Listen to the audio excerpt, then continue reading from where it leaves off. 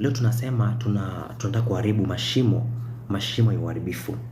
Mashimo ya uharibifu ni nini? Huko ni kuzimu. Shimo kubwa ni kuzimu. Kuzimu kuna mauti, kuna kuzimu.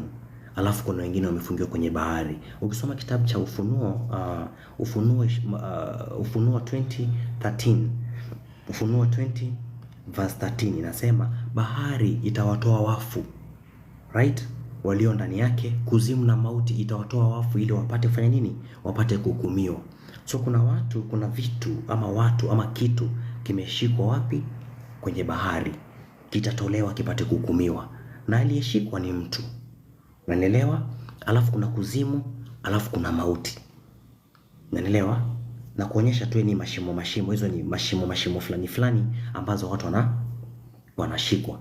Kumbuka tuko na ulimwengu mbili. Kuna ulimwengu ambao tunauona sisi na kuna ulimwengu wa damu na nyama. Ndio maana Biblia inasema hupandwa, kitabu cha Wakorintho wa kwanza chapter 15 verse 44. 1 Corinthians 15:44. Hupandwa mwili wa asili. Right? Upando mwili wa asili, ukafunuliwa mwili wa roho. Kama kuna mwili wa asili, basi kuna mwili wa roho. So tunaona tuko na mwili mbili. Kuna huu wa asili, the one that you can touch, the tangible one, hii yenye iko na nyama, yenye tena kwa udongo. Alafu sasa kuna mwili wa kiroho. So kwenye mwili wa kiroho, kumbuka kuna mikono, kuna miguu, kuna tumbo, kuna kila kitu, kuna uzazi, there is everything, yani it's you, lakini rohoni. Ndio maana Mungu anakuambia mbinguni kuna kiti changu cha enzi, lakini huko duniani ndo mali miguu yangu ipo. Na Mungu ni roho, tunajua hivyo. Mungu ni roho, na palipo roho Mungu pana uhuru. So kama Mungu ni roho, pia sisi ni roho. We are not a body, but we live in this body, right? So hizi mwili sasa hizi zitakufa, lakini mwili wetu roho inaweza chukuliwa ikapelekwa mahali ikafungiwa. Right? Inaweza chukuliwa ikapelekwa mahali ikafanyishwa kazi. Ndio maana unaona bahari itaachilia wafu walioshikwa ndani, kuzimu na mauti itaachilia wafu. So hawa ni watu waliokufa, lakini roho zao zikashikwa. Na unaweza fungwa kama bado uko hai, you are living, but umefungiwa mahali kwa mashimo za uharibifu. Unaona? Nakumbuka vita zetu ni za rohoni. Ndio maana ukisoma kitabu cha Wakorintho wa kwanza chapter 10 verse 3 inasema wote walikula kile chakula cha kiroho, right? Na wote walikunywa kile kinywaji cha kiroho, kwa maana walikunywa katika ule mwamba wa kiroho uliofuatana nao. Na nipata Wanaisraeli walikula chakula cha kiroho, wakanywa nini? Kinywaji cha kiroho. So tunaona kuna hii damu na nyama, alafu kuna kwenye ulimwengu wa roho. Kitabu cha Efeso 1 verse 3 to 5 inasema atukuzwe Mungu Baba yetu Kristo aliyetubariki sisi kwa baraka zote wapi? Kwenye ulimwengu wa roho. Sasa tunaona tunaweza barikiwa kwenye ulimwengu wa roho, na pia tunaweza zuiliwa wapi? Kwenye ulimwengu wa roho. Waefeso 6 mstari wa 12 inasema kwa maana kushindana kwetu sisi si juu ya damu na nyama, bali ni juu ya wafalme, ni juu ya mamlaka, ni juu ya wakuu wa giza hili na mapepo na majeshi ya pepo wabaya wapi? Kwenye ulimwengu wa roho. So tunashindana kwenye ulimwengu wa roho. So kuna mashimo ziko kwenye ulimwengu wa roho, mashimo za uharibifu, mashimo za magonjwa, mashimo za kutolewa, ziko zimefungiwa kwenye ulimwengu wa roho, right? Ndio maana Yesu alipokuja alisema roho ya Bwana yu juu yangu, amenitia mafuta ili kuwatangazia maskini habari njema, vipofu kupata kuona kwao tena, na walio kwenye magereza wapate kuachilia kwao. Kuna watu wako kwenye magereza wapate kuachiliwa. Wamefungiwa wapi? Kwenye magereza. Haya magereza yako kwenye mashimo ya kichawi, mashimo ya kishetani, mashimo kuzimu, yani kuzimu iko kuzimu. Watu wamefungiwa pale, lakini Yesu amesema nimekuja ili wapate kuachiliwa. Ukisoma kitabu cha Isaiah 42:22 inasemaje? Lakini watu hawa ni watu walioibiwa na kutekwa, right? Watu walioibiwa na kutekwa, wote wamenaswa katika mashimo. Mashimo gani? Hao wamenaswa kwenye mashimo gani? Jiulize. Yaani wewe unaweza kuwa wewe uko, lakini umenaswa kwenye mashimo. Kuna shimo wewe umewekwa ndani. Ipo shimo umewekwa ndani. Haujui kwa sababu bado hujui kuomba, haujui kwa sababu bado haujafunduliwa, lakini wapo watu hawa ni watu walioibiwa na kutekwa, wamewekwa kwenye mashimo, wamekuwa mawindo. Wanawindo hawa watu, wamewekwa kwenye magereza. Wala hakuna okoaye wala hakuna aitaye. So kuna magereza wamewekwa, Kuna mashimo watu wamewekwa, hakuna aitaye wala hakuna aokoaye, lakini ila watu hawa ni watu walioibiwa na kutekwa. So kama mtu anaweza ibiwa, ni mtu kabisa unaweza ibiwa, kumaanisha kama mtu wa rohoni ameibiwa, nyota yako ndio imeibiwa, hatima yako ndio imeibiwa.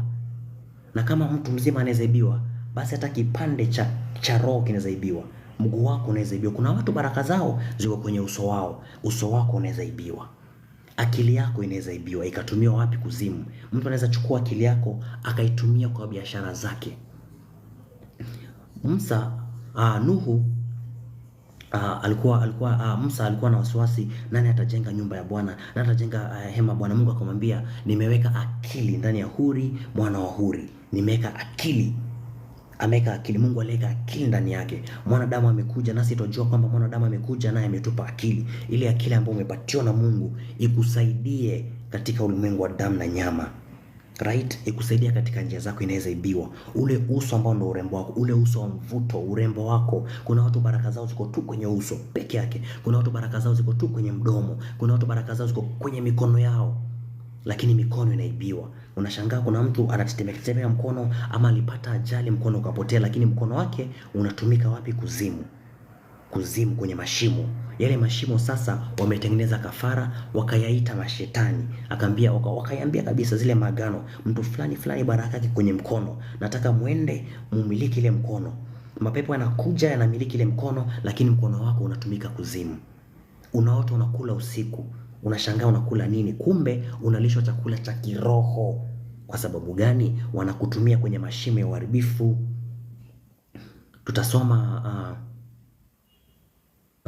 Tutasoma story moja hapa refu kidogo. Luka chapter 8 verse 26. Yesu alikuwa amevuka mji wa Gerasi akapata na kijana mchawi.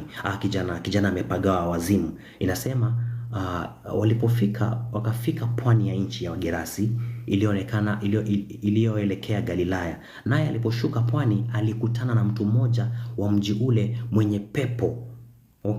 Huvaa nguo siku nyingi. Hakuvaa nguo siku nyingi wala hakukaa nyumbani ila makaburini. Ujamaa ni mwenda wazimu, havai nguo, right? Alikuwa anakaa makaburini siku nyingi, wala hakukaa nyumbani ila makaburini. Alipomwona Yesu alipiga kelele, akaanguka mbele yake, akasema kwa sauti kuu, nina nini nawe Yesu mwana wa Mungu aliye juu? Mashetani yamemuona, ni jamaa ako ndani na mapepo, lakini walipomwona Yesu yale mapepo yakaongea, nina nini nawe Yesu mwana wa Mungu aliye hai aliye juu? Na kusi usinitese, kwa kuwa umemwamuru yule pepo mchafu amtoke mtu yule, maana amepagawa naye mara nyingi hata akilindwa. Ndio tunawaambia mara nyingi hata akilindwa kifungoni na kufungwa minyororo na pingu, anavikata kifungwa na vikatafata, akimbizwa jangwani kwa nguvu na yule pepo. Yesu akamuuliza, jina lako nani? Yesu akamuuliza yule pepo, jina lako nani? Akamwambia, akasema, jina langu ni Jeshi, kwa sababu pepo wengi wamemwingia. Ujamaa anasema jina langu ni Jeshi kwa sababu pepo mingi wamemwingia. Wakamsii usiamuru watoke kwenda shimoni. Unaona? Yale mapepo yanaongea, usituamuru twende, usitutoe twende shimoni. Basi hapo palikuwa na kundi la nguruwe. Wakamsii kwa jina la Mungu, tuamuru tuwaingie wale nguruwe. So tunaona haya mapepo yanasema usituamuru twende shimoni. Yanaenda shimoni wapi? Kumaanisha mapepo yalitoka shimoni yakamwingia ule jamaa, na ilikuwa ni mapepo mengi. So tunaona jamaa alikuwa na mashida mingi, lakini ile shida imesababishwa na mapepo ambaye yametoka wapi? Shimoni.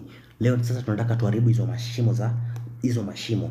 Chochote ambacho kimekuingia wewe ndani na kimetoka shimoni, lazima kirudi kilipotoka. Tunakifungia ukoko, tunakiambia kikuachie kwa damu ya mwanakondoo. So tunaona kuna mashimo. Hii ni mji wa Gerasi. Unaona kuna micro portals mali fulani. Wachawi wanafanya kazi fulani, alafu wanaita mapepo kutoka kwenye mashimo. Haya, tutasoma kitabu cha Luka 16 verse 22. Hii ni story ule tajiri na ule maskini, right? Ikawa Luka 16 mstari wa 22 nasema, ikawa yule maskini alikufa akachukuliwa na malaika mpaka kifuani kwa Abraham. maskini amekufa akachukuliwa na malaika. So ukifa kama wewe ni mtu wa Mungu, kuna malaika wa Mungu special anakuja kukuchukua wewe kama wewe ni mtu wa Mungu. Alafu tajiri atajaambiwa, yule tajiri naye akafa akazikwa. Tunaambiwa tajiri alikufa naye akazikwa. Basi kule kuzimu aliinua macho yake juu. Kule kuzimu kumaanisha alikuwa chini, akainua macho juu. Alikuwa kwenye shimo kuzimu, akainua macho juu. Alipoinua macho juu, alipokuwa katika mateso, akamwona Abraham kwa mbali na Lazaro kifuani mwake. Akalia, baba Abraham, nihurumie, umtume Lazaro achovye hata ncha, anaomba sasa usaidizi. Lakini tunaona aliinua macho yake juu. Ukienda hapo chini, Abraham anamwambia Lazaro hawezi. In fact, hata kuna shimo kubwa hapa. Kuna shimo kubwa imetutenga mimi na wewe. Unanipata? So lakini tunaona aliinua macho juu. Tunaona kuna mashimo ya uharibifu. Kuna mashimo ya uharibifu. Ndio maana hapa Daudi katika kitabu cha Zaburi 55 verse 12 inasema, kwa maana si adui aliyenitukana, kama ingekuwa hivyo ningevumilia. Right? Anasema si adui aliyenitukana, kama ingekuwa hivyo ningevumilia. Aliyejitukuza juu yangu si alinichukia, kama ndivyo basi ningevumilia pia. Bali ni wewe, mtu mwenzangu, rafiki yangu niliyejuana na wewe sana. Tumehusiana vizuri na kutembea nyumbani mwa Mungu pamoja na mkutano. Mauti na iwapate ghafla, na washuke kuzimu wangali hai, maana uovu umekuwa moyoni mwao. Washuke kuzimu wangali hai. Unaona kuna adui, yani Daudi anasema wewe adui yangu, ushuke kuzimu. Ushuke wapi? Kumaanisha kuzimu pia ni shimo. Kuzimu pia ni shimo. So pale kwenye ile mashimo ndo vitu fulani vinatendeka. Mashimo ya uharibifu. Na utashangaa kwa nini shimo liko wapi? Shimo inaweza kuwa hata ni kwa nyumba ya mtu. Shimo kuna watu wameweka kwenye machupa. Hayo ndo mashimo ya uharibifu. Hapo ndo vitu wanafanya mambo yao, wachawi wanatoa kafara zao, wanaita mapepo majini, yanakuja pale, yanakufunga. Itoe nafsi yangu kwenye kifungo nipate kukuhimidi. Kuna kifungo kwenye mashimo. Kuna kifungo kwenye mashimo. Ndio maana bahari itawatoa wafu, kuzimu na mauti itawatoa wafu wapate kuhukumiwa. So unaona kama mtu anaweza fungwa, kumaanisha hata mkono wako unaweza fungwa, kumaanisha hata uzazi wako unaweza fungwa. Kila siku ukitunga mimba inapotea, kila siku ukitunga mimba inapotea, kila siku ukipata biashara inapotea, kila siku ukipata mchumba anapotea, kila siku maisha yako yanakuwa kama umechanganyikiwa hivi fulani, lakini hujui shida ni nini. Kumbe umefungiwa mahali kwenye mashimo ya uharibifu, na mapepo maalum yametumwa, yamepatiwa damu ya kafara, yakapatiwa maagizo, nendeni kwa mtu fulani, muingie ndani, huyu ni wetu, tumemfungia. Ndio maana unaota usiku uko kwenye bahari unatembea, unaota usiku ndoto za ajabu, unaota vifungo vya kishetani, umefungiwa. Tutaingia kwenye maombi, tuzivunje, tuziharibu, tuzipasue, tuzifyeke kwa mamlaka ya damu ya kondoo. Tukisoma kitabu cha Ufunuo chapter 9 verse 1 inasema, malaika watano akapiga baragumu, nikaona nyota. Hapa ni malaika watano akapiga baragumu, nikaona nyota iliyoangua kutoka mbinguni juu ya nchi, naye amepewa ufunguo wa shimo la kuzimu. Unaona, malaika amepatiwa ufunguo wa shimo la kuzimu. Akalifungua lile shimo. Alipolifungua lile shimo, moshi ukapanda kutoka mle shimoni kama moshi la tanuri kubwa. Yani malaika alifungua lile shimo, yani shimo la kuzimu, moshi ikatoka. Unaona, ile moshi ikatoka kutoka kwenye lile shimo. So kuna mashimo fulani, kuna mashimo fulani, kuna vitu vinaendelea kwenye mashimo, kuna vitu vinaendelea. Unashangaa ukipoteza mimba ama ukiona miscarriage, kumaanisha ile time mwili umefanyika, the moment mtoto kwenye tumbo, kumaanisha kuna roho. Mungu ashatuma roho yake pale. Ukiona ile roho na upoteze mtoto tumboni, inamaanisha ile roho iliyo ndani inafungiwa mahali. Right? Inafungiwa mahali. Alafu ule mwili wanauharibu. Alafu ule mwili unaenda na asili yako. You as a mom, you as a father, inaenda na asili yako. Right? So kimsingi wameiba mtoto, lakini pia wamekuiba wewe. Unanielewa? Wameiba mtoto lakini pia wamekuiba wewe. Kwa kuwa ule mtoto ana asili yako, wewe kama baba, wewe kama mama, Kuna vitu zako zimefungiwa, umechukuliwa nyota. Kama imechukua nyota, kunamaanisha kuna vitu kwenye maisha yako, kuna vitu kwa watoto wako, they are connected spiritually kwenye mashimo ya uharibifu, lakini wewe hujui. Ndio maana hamjakombolewa kwa vitu vinavyoharibika kama fedha na dhahabu, bali mmekombolewa kutoka kwa mienendo yenu mibaya mliopokea kutoka kwa babu zenu. Kuna mienendo fulani. So kama baba atafungiwa kuzimu, kumaanisha pia uzazi wake utakuwa na shida, mpaka atokee mtu aseme katika jina la Yesu Kristo, ingawaji ninaenda katika damu na nyama, sifanye vita jinsi ya damu na nyama, napigana vita kwenye ulimwengu wa roho juu ya wafalme. Ewe mfalme uliyenifungia na kuamuru pasuka niachie, mpaka wewe uchukue hatima, you take that step of faith. Wanaisraeli, Mungu kabisa anamwambia Ibrahimu, watu wako wataenda kifungoni kwa muda wa miaka 14 au kwa muda wa miaka 400 years, miaka 400 years, na watatoka huko kifungoni wakiwa na mali mingi. Lakini Wanaisraeli walikaa wakangoja,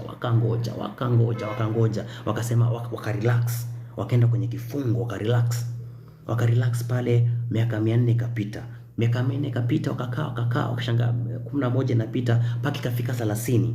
Walipofika 30 pale, Mungu mwenyewe, na Mungu si mwongo, is not son of a man to lie. Mungu hageuki, kivuli chake hakigeuki.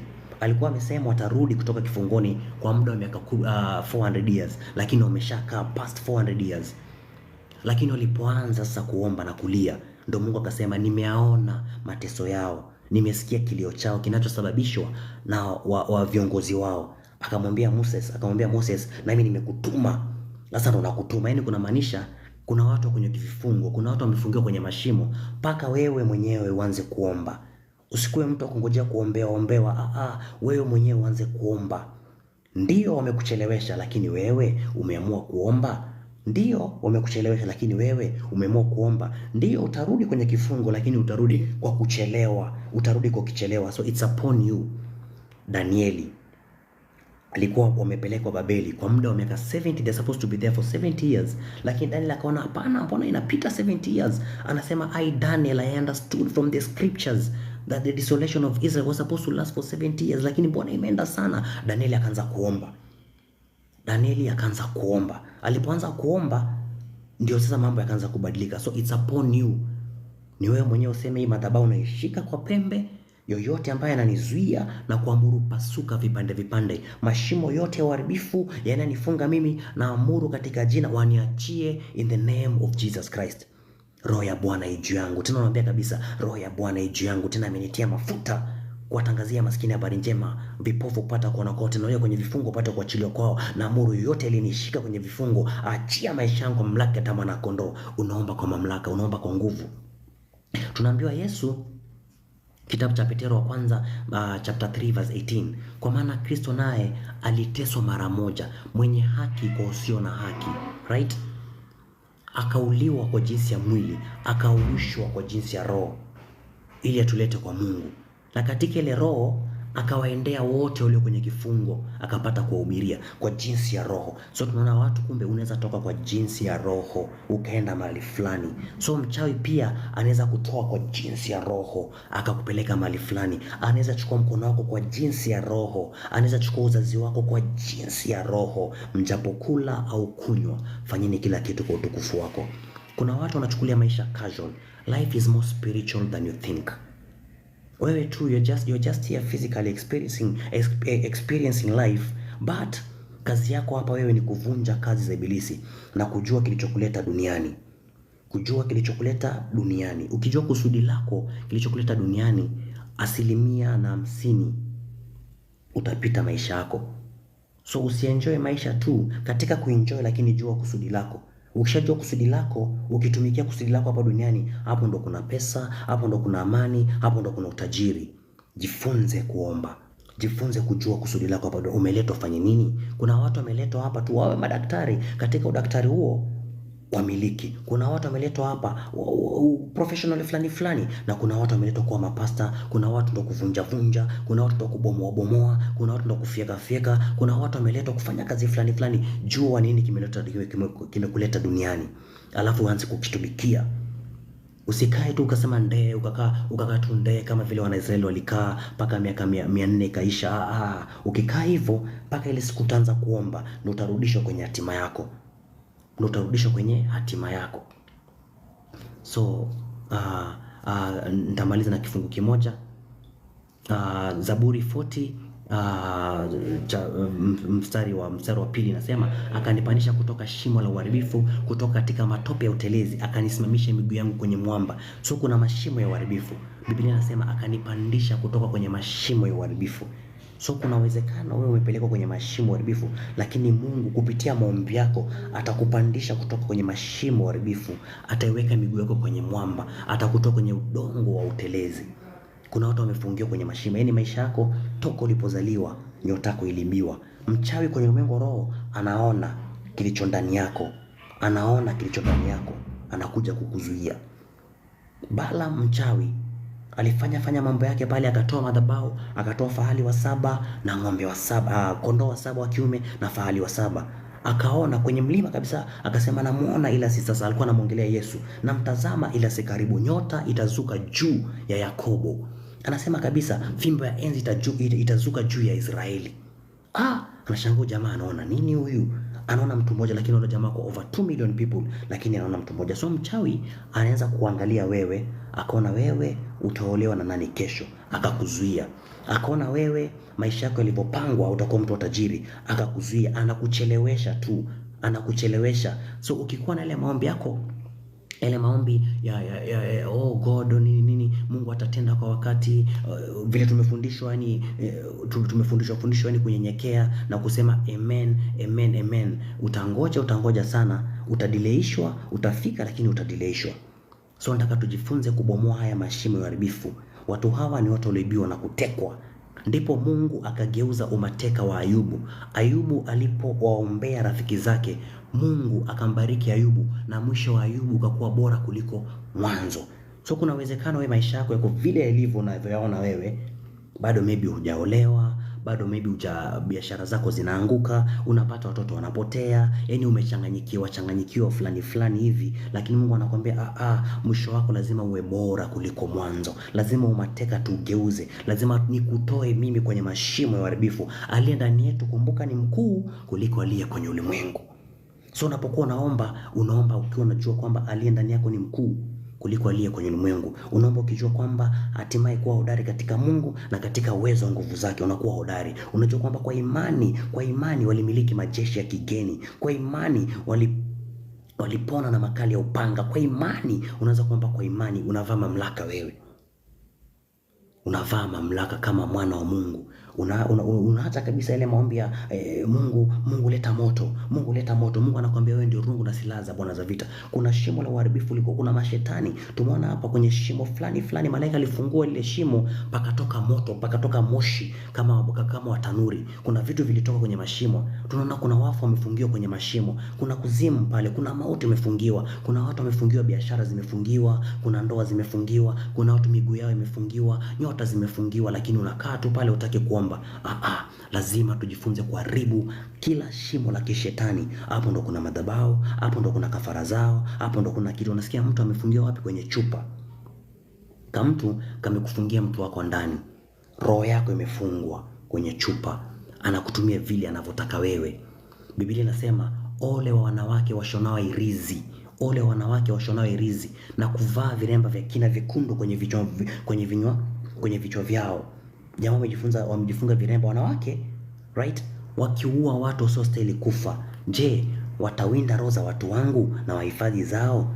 So kuna roho za watu wanakufa na wastahili kufa. Mungu anakuambia, je, hao watu mtawawinda na mhifadhi zenu? So kuna mtu anakuinda. Lakini Biblia inasema Mungu atakulinda na mitego za mwindaji na tauni inayoharibu. Tauni ni maradhi, ni magonjwa, right? Na kuna mitego. Jamaa anakutega akuingize kwenye mashimo, akutese, akutumie. Unaona? Na ukitoka rohoni, kitendo cha kutoka kwenye roho ndio kinaitwa kifo. So ukiona sometimes umefungiwa mahali na bado mwili wako huko, kuna maanisha kuna kitu ambacho sio wewe kinakaa kwenye mwili, lakini kwa sababu bado una nafsi ndio una uwezo wa kufikiria. Right? Mungu amekataa na wewe, they have not taken you captive completely. Yani wewe huko, lakini roho yako ikitoka ndio kinaitwa kifo. Na shetani ndo atoe roho yako kwenye mwili aifunge, anasababisha tukio lipate mwili, right? Anasababisha ajali lipate mwili, anasababisha stress, ndo kila mara unakuwa tu your doors are open for attack, you be prone to every kind of attack. Kwa sababu gani? Una stress, umechanganyikiwa, ama anakurudisha mwenda wazimu, ama boyfriend yako ene mume wako anakuwa tu mtu ajabu, anakunyima amani, anakuleta kwenye mazingira fulani aharibu mwili.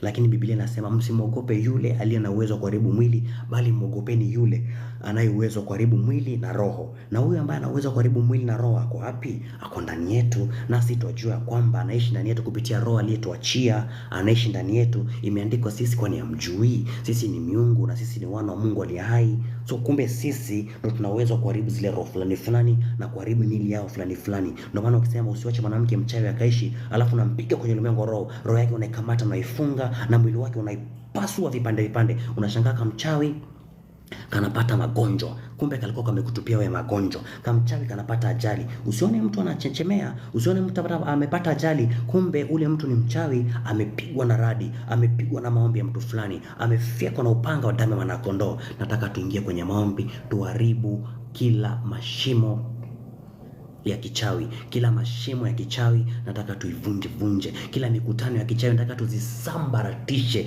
Na ikumbuke imeandikwa lazima tubomoe hata misingini. Unapokuwa unaomba, kwanza jua kuna madhabahu. Mungu akamwambia Gideoni, nenda ukachukue ng'ombe wa 7 wa baba yako, ukavunja madhabahu ya Baali aliyonayo baba yako, right? Ukavunja madhabahu, ukanijengee mimi madhabahu. After kuvunja ukanijengee mimi madhabahu, alafu ukakata ile miti ya Ashera ukaitumia kama kuni, alafu ule ng'ombe ukamtoe kama kafara kwenye madhabahu hayo, right? So kuna kuvunja alafu kuna kujenga. Hatuwezi kuwa tunabomoa tunavunja mashimo alafu tujenge madhabahu, itakuwa basi tunakesha bure. Nataka tuingie kwenye maombi sasa. Hope you guys are ready. Somo letu leo limekuwa mashimo ya kichawi ama mashimo ya uharibifu. Kuna mashimo ya kichawi na mashimo ya uharibifu. Unaona kuna watu mikono yao imefungiwa, kuna watu akili zao zimefungiwa, kuna watu nyota zimefungiwa, kuna mtu tu kabisa ameroga biashara yako, biashara yako ameifungia. Kila ukipata pesa inapotea. Kila umenunua gari, umework so hard, umenunua gari, lakini ile gari kila siku linakula pesa. Kila siku linakula pesa wapi? Kwa mechanic. Kila siku ukipata pesa, mtoto wako ni mgonjwa. Unasema, "Oh Mungu asante, angalau mtoto wangu amekuwa mgonjwa, lakini nimepata mshahara, nimepata pesa." Unashangaa, kwani mimi pesa yangu ni kwenda kwenye hospitali? Kuna mtu ameweka mtoto wako kwenye mashimo, lazima umtoe. Hakuna okoaye wala hakuna itai. Lazima kama ni viatu, kama ni vitu kutoka kwenye mashimo, lazima viokolewe pale. Ni vitu vile vimefichwa. Ndio maana Mungu anakuambia nitakupa hazina za gizani na mali iliyofichwa mahali pasiri. Nimekutangulia, nimesawazisha milima, nimevunja mapigo ya shaba, nimevunja malango ya chuma, nimekupa hazina za gizani. Jiulize, hazina za gizani ni nini? Inaweza kuwa ni nyota yako, kwa kuwa nyota yako pia ni hazina. Hazina ya gizani nini? Inaweza kuwa ni baraka zako zimefichwa mahali pasiri, lazima uzipate. Nataka tuingie kwenye maombi, tujitakase, tuanze kuvunje, tupasue. Tutaomba wana mpaka 12:30, then tupatane tena kwa live yetu. Somo letu leo limekuwa ni mashimo ya uharibifu ama mashimo ya kichawi. Tuwakamate hawa wachawi, tuwafyeke. The Bible says mwanamke au mwanamume aliye mchawi lazima auliwe, atapigwa kwa mawe na damu yake itakuwa juu ya kichwa chake. Lazima tumkamate, tumpasue. Kumbuka, kila aliyerogwa kuna mchawi aliyemroga.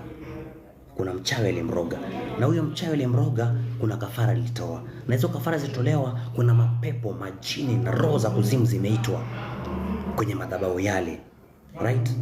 Na kuna damu ya kafara imetolewa mahali fulani. Lazima tuziharibu, tuzivunje, tuzipasue vipande kwa mamlaka ya damu ya mwanakondoo. Tuanze kujitakasa kwa damu ya Yesu. Sema, najitakasa kwa damu ya mwanakondoo, najitakasa kwa damu ya Yesu. Najitakasa kwa damu ya mwanakondoo, najitakasa kwa damu ya anza kujitakasa. Sema, natakasa nafsi yangu, natakasa roho yangu, natakasa akili yangu, natakasa mwili wangu. Anza kujitakasa. Kumbuka imeandikwa kila kitu kwenye Torati utakaswa kwa damu, na pasipo damu hakuna ondoleo. Sema, najitakasa kwa damu ya mwanakondoo, najitakasa kwa damu ya Yesu.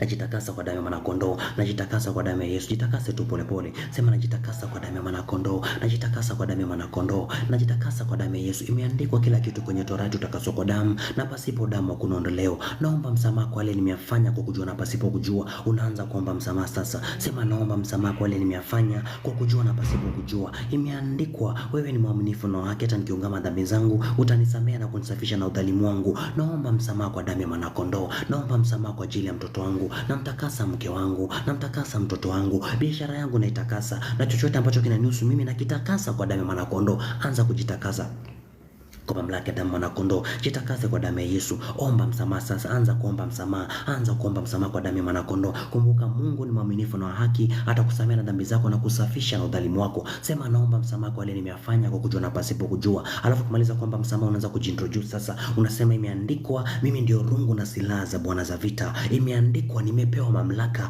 ya kukanyaga nyoka na inge na kazi zote za ibilisi. Imeandikwa nitamseta mwana simba, nitamseta mwana nyoka. Imeandikwa nitapita kwenye bonde la uvuli wa mauti na hakuna kitakachonidhuru. Imeandikwa kwa jina la Yesu nitakunywa vitu vya kufisha na hakuna kitakachonidhuru. Kwa mamlaka ya damu ya mwanakondoo, na avaa mamlaka sasa katika jina la Yesu Kristo. Na avaa mamlaka kwa damu ya mwanakondoo, na ikamata anga kwa mikono ya chuma, na ikamata bahari kwa mamlaka ya damu ya mwanakondoo, na ikamata nchi na mashimo yake kwa mamlaka ya damu ya mwanakondoo. Kila madhabahu na kila mashimo ya uharibifu yaliyotengenezwa kwa ajili yangu, nazivunja vunja vipande vipande, nazipasua, naziharibu kwa mamlaka ya damu ya mwanakondoo. Kila pepo iliyotoka kwenye mashimo ili kujikunitesa mimi, namkamata na mfunga, namfyeka, nampasua kwa mamlaka ya damu ya mwanakondoo. Anza kuomba sasa.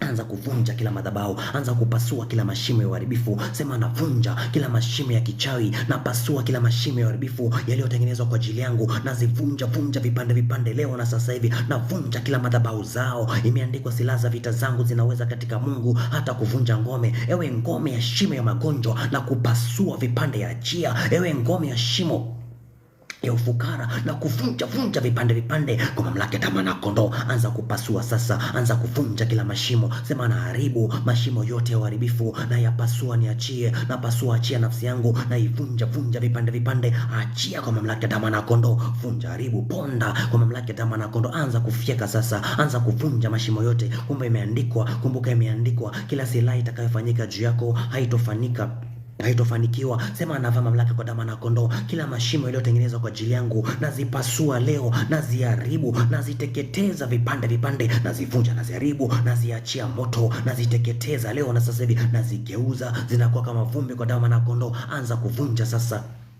Navunja, naharibu, na ponda kwa mamlaka ya damu ya mwanakondoo. Imeandikwa nao wakamshinda kwa damu ya Yesu na neno la ushuhuda wao. Anza kuingia vitani sasa, anza kuingia vitani sasa. Sema najitakasa kwa damu ya mwanakondoo, na avaa mamlaka katika jina la Yesu Kristo. Kila mashimo yaliyotengenezwa kwa ajili yangu nazivunja vipande vipande. Kila mashimo za magonjwa naziponda kwa mamlaka ya damu ya mwanakondoo. Kila mashimo ya uharibifu nazivunja vunja vipande vipande. Kila mashimo ya kuzuia ndoa nazipasua, naziharibu, naziteketeza kwa mamlaka ya damu ya mwanakondoo. Imeandikwa nimepewa mamlaka ya kukanyaga nyoka na inge na kazi zote za ibilisi. Leo katika jina la Yesu Kristo, kazi zote za ibilisi zilizofanyika kwenye mashimo ya uharibifu naziharibu, naziteketeza kwa mamlaka ya damu ya mwanakondoo. Anza kuvunja sasa, anza kupasua. Sema nafyekelea mbali, navunja vipande vipande, naziharibu, naachilia moto, naachilia radi kwenye ulimwengu roho. Vunja vipande vipande kwa damu ya mwanakondoo. Anza kuachilia moto juu ya mashimo za uharibifu. Anza kuvunja vunja. Imeandikwa Mungu amekutoa kwenye mashimo ya uharibifu, amekutoa kwenye udongo wa matope, ameimarisha hatua zako kwa mamlaka ya damu ya mwanakondoo. Sema navunja, naharibu, nateketeza kila mashimo za magonjwa, nateketeza kila mashimo za kichawi, nateketeza kila mashimo za ufukara, nateketeza kila mashimo za laana. Ewe shimo la magonjwa, nyamaza kwa mamlaka ya damu ya mwanakondoo. Anza kuvunja mashimo yote katika jina la Yesu Kristo.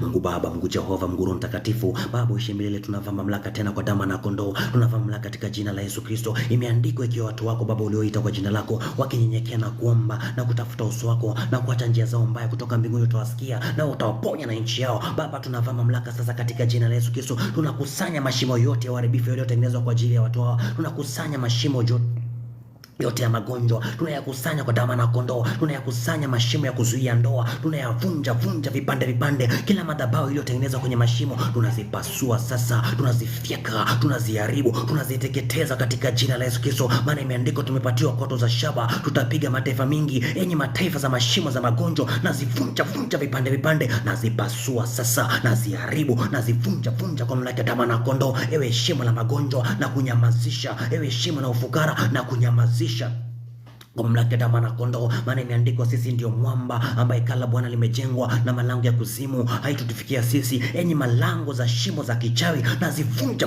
vipande vipande. Malango za magonjwa, ponda kwa damu na kondoo. Anza kufyeka sasa, anza kupasua. Vaa silaha za Bwana za vita, sema navunja kila madhabahu kwenye mashimo zao, na pasua vipande vipande kwa mamlaka ya damu na kondoo. Navunja, naharibu, nateketeza kwa damu na kondoo. Anza kufyeka sasa, sema naachilia moto, naachilia radi katika ulimwengu roho, na pasua, na fyeka, na vunja. Imeandikwa vaeni silaha za Bwana za vita ili mpate kupigana siku ya ovu. Leo kwa damu na kondoo navunja, naharibu mashimo za kuzuia ndoa, ponda vipande vipande. Mashimo za ufukara, ponda katika jina la Yesu Kristo. Mashimo za kukosa, nazivunja vipande vipande. Mashimo Jehova iliyotengenezwa kwa ajili za ukoo, nazipasua. Mashimo zinazolaana, nazivunja vipande. Mashimo za uharibifu, naziharibu. Mashimo za kichawi, naziponda kwa mamlaka ya damu na kondoo na uwezo wa Yesu aliye hai. Nataka tuvunje kila mikataba iliyotengeneza kwenye ulimwengu roho, mikataba iliyotengeneza usiolewe, mikataba iliyotengeneza usipate mchumba, mikataba zote iliyotengenezwa kwenye mashimo za uharibifu. Nataka tuvunje kila mikataba zao, nataka tuzipasue mikataba zao, nataka tuziharibu katika jina la Yesu Kristo na uwezo wa Yesu aliye hai. Imeandikwa kwa kusudi hili mwanadamu alidhihirishwa ili azivunje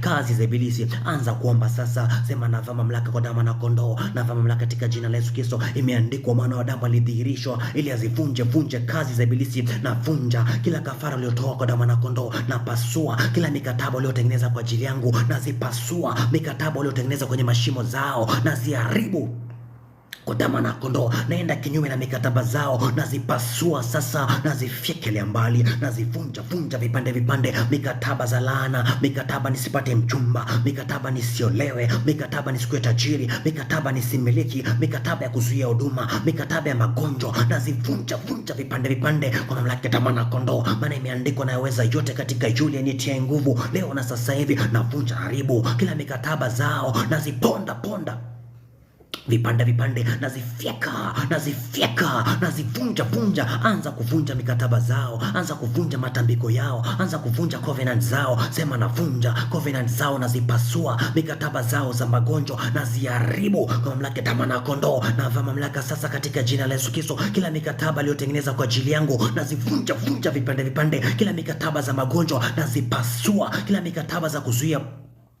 au utajiri wangu na upasua vipande, maana imeandikwa nayaweza yote katika yule anitiaye nguvu. Imeandikwa fanya mikakati nayo haitofaulu, imeandikwa fanya mipango nayo itabatilishwa. Sema nabatilisha kila mikataba katika ulimwengu wa roho na katika ulimwengu wa damu na nyama. Navunja kwa mamlaka ya damu na kondoo, na pasua kila matambiko uliyofanya kuzimu juu yangu, nazivunja vipande. Anza kufyeka kwa mamlaka, anza kuvunja. Imeandikwa hatimaye kuwa hodari katika Bwana na katika uwezo wa nguvu zake. Imeandikwa kana unapoenda vitani ukapatwa na magari, ukapatwa na farasi, usiogope, kwa kuwa yeye ndio Bwana Mungu wako aliyekukweza juu ya nchi ya Misri. Sema navaa mamlaka tena kwa damu na kondoo, maana aliye ndani yangu ni mkuu kuliko aliye kwenye ulimwengu. Navunja kila mikataba uliyotengeneza kwa ajili yangu, nazipasua vipande. Mikataba za magonjwa nazivunja vipande. Mikataba Jehova za kuleta umaskini nazipasua, nazifyeka.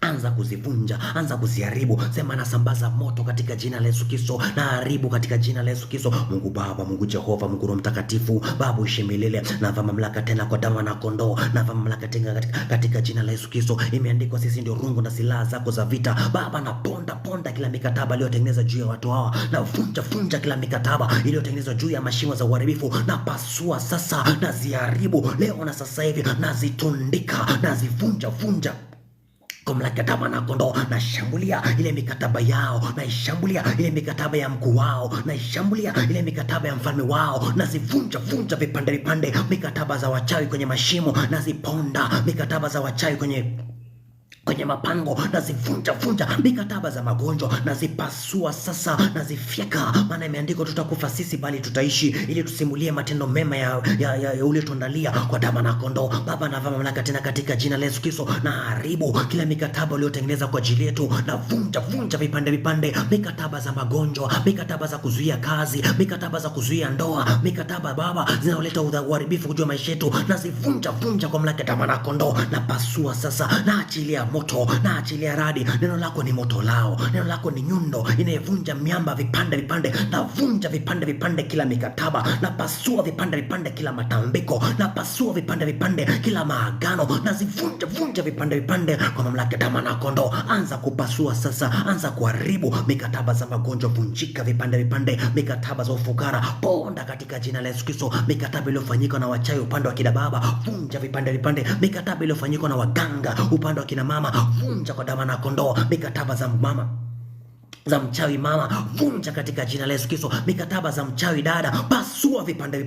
Sema na achilia radi kwa ulimwengu wa roho. Imeandikwa nitamseta mwana simba, imeandikwa nitamseta mwana nyoka. Leo katika jina la Yesu Kristo, na vunja kila mikataba, na pasua mikataba za magonjwa, na zivunja vipande mikataba za ufukara, na zipasua, na zifyeka, na ziharibu kwa mamlaka damu na kondoo. Anza kuvunja sasa, sema na zikamata katika ulimwengu roho, na vunja, na haribu, na ponda vipande, na zipasua.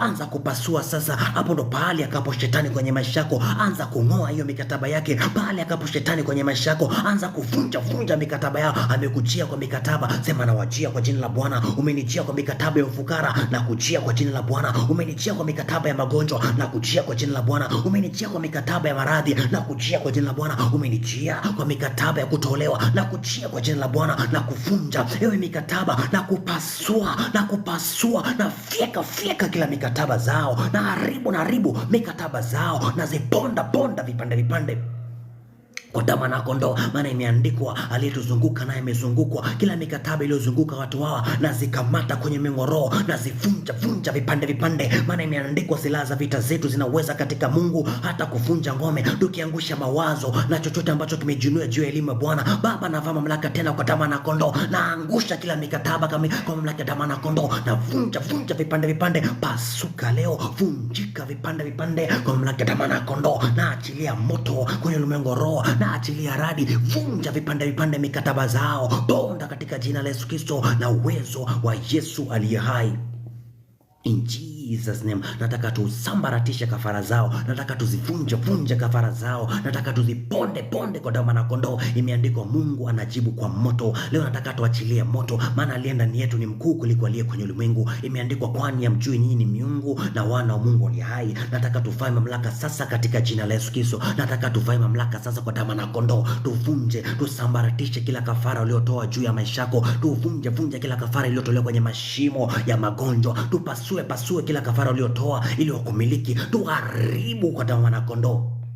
In Jesus name, anza kuomba sasa. Sema navaa mamlaka kwa damu na kondoo. Kila kafara uliotoa kwenye madhabahu zao, kila kafara zilizotolewa kwenye mashimo za uharibifu, na zikamata kwenye mengo roho, na achilia moto katika jina la Yesu Kristo, na achilia radi katika jina la Yesu Kristo, na zisambaratisha, na ziapisha, sambaratika kwa damu na kondoo, na ziamuru sambaratika kwa mamlaka ya damu na kondoo, na zivunja kila kafara uliotoa, na zigeuza zinakuwa kama kinyesi kwenye sura ya nchi. Kila kafara ulizotoa na zigeuza zinakuwa kama vumbi kwenye sura ya nchi kwa mamlaka ya damu na kondoo. Anza kuharibu kafara zao. Sema na haribu, na vunja kafara za magonjwa, na pasua kafara za kutolewa, na pasua nguvu zao za kafara, na zifyeka kafara za wanyama, ponda vipande kafara za binadamu, ponda vipande kafara za damu ya kuku, na zivunja vipande kafara za wanyama, na ziharibu kwa mamlaka damu na kondoo. Anza kuharibu sasa.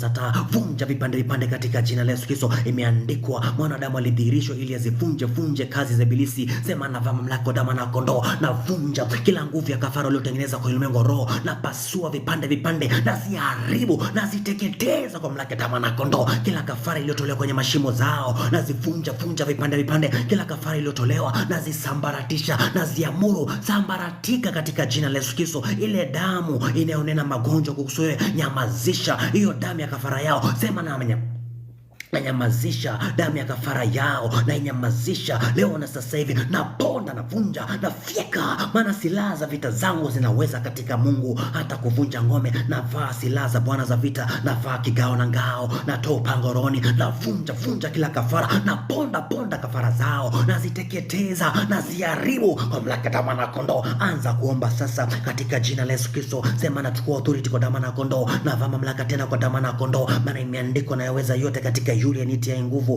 Kwa mamlaka ya damu na kondoo, kila kafara uliotoa kwa ajili yangu nazivunja vipande. Kila kafara uliotoa kwenye madhabahu zao nazipasua kwa mamlaka ya damu na kondoo. Kafara za magonjwa naziharibu katika jina la Yesu Kristo. Hiyo damu inaonena magonjwa kunihusu mimi na inyamazisha kwa mamlaka ya damu na kondoo. Napona, naharibu, navunja vipande, pasuka kwa mamlaka ya damu na kondoo. Anza kuvunja sasa, anza kuteketeza, anza kuharibu, anza kuponda kwa damu na kondoo. Sema naachilia moto, naachilia radi. Imeandikwa Mungu aliachilia moto mkuu hata kukawa tufani, yani atavunja vipande. Pasua, aliachilia moto mkuu ikawalamba makuhani 250. Nami naachilia moto wa maangamizi juu ya kafara zao, naachilia moto wa maangamizi juu ya kafara zao, nazivunja vipande kwa mamlaka ya damu na kondoo. Anza kuvunja sasa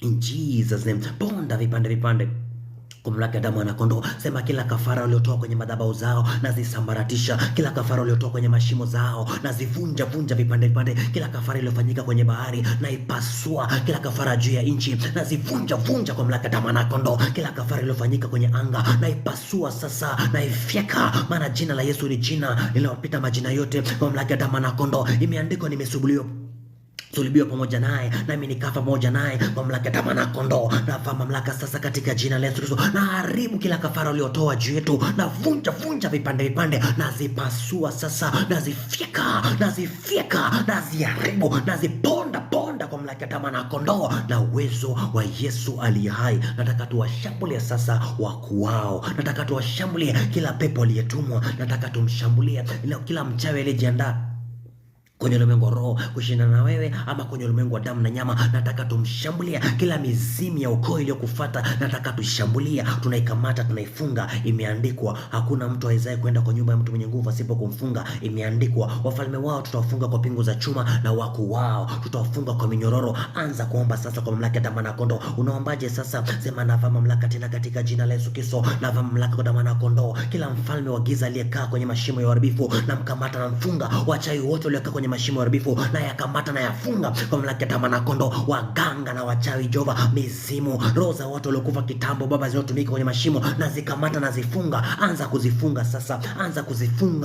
kuzifunga. Lazima leo ataachilia mateka, lazima leo aachilie nyota, lazima leo aachilie hatima, lazima leo aachilie biashara, lazima anza kuwafunga. Tutawapiga la tutawaamuru waachie kwa mamlaka ya damu na kondoo. Anza kuwafunga. Sema nawafunga matita, nawafunga katika jina la Yesu Kristo, nawafunga kwa mamlaka ya damu na kondoo. Wachawi wote waliojipanga kwenye mashimo ya uharibifu nawafunga. Waganga waliojipanga kwenye mashimo ya uharibifu nawafunga. Mizimu iliyojipanga kwenye mashimo ya uharibifu naifunga katika jina la Yesu Kristo. Kila roho iliyojipanga ya kuzimu juu yangu naikamata, naifunga. Wenye nguvu wote ufalme wao na wakamata, wafunga, na wakuu wao na wakamata na wafunga. Anza kuwafunga. Kumbuka imeandikwa chochote ambacho utafunga duniani kimefungwa na mbinguni. Kumbuka imeandikwa uko na ufunguo wa ufalme. Kumbuka imeandikwa tazama, nalikuwa nimekufa lakini sasa niko hai, niko na ufunguo wa kuzimu na mauti. Anza sasa kuwafunga sasa, wafunge katika jina la Yesu Kristo. Anza kuwafunga. Ewe mchawi wa familia na kukamata na kufunga. Ewe mganga na kukamata na kufunga. Ewe pepo uliyotuma kunifunga na kukamata na kufunga. Imeandikwa na wakuliwa ataliwa, adui zangu atafungwa, aliyekuja kuniteka nyara naye atatekwa, aliyekuja kuniwinda naye atawindwa. Sema namkamata aliyekuja kuniwinda na kufunga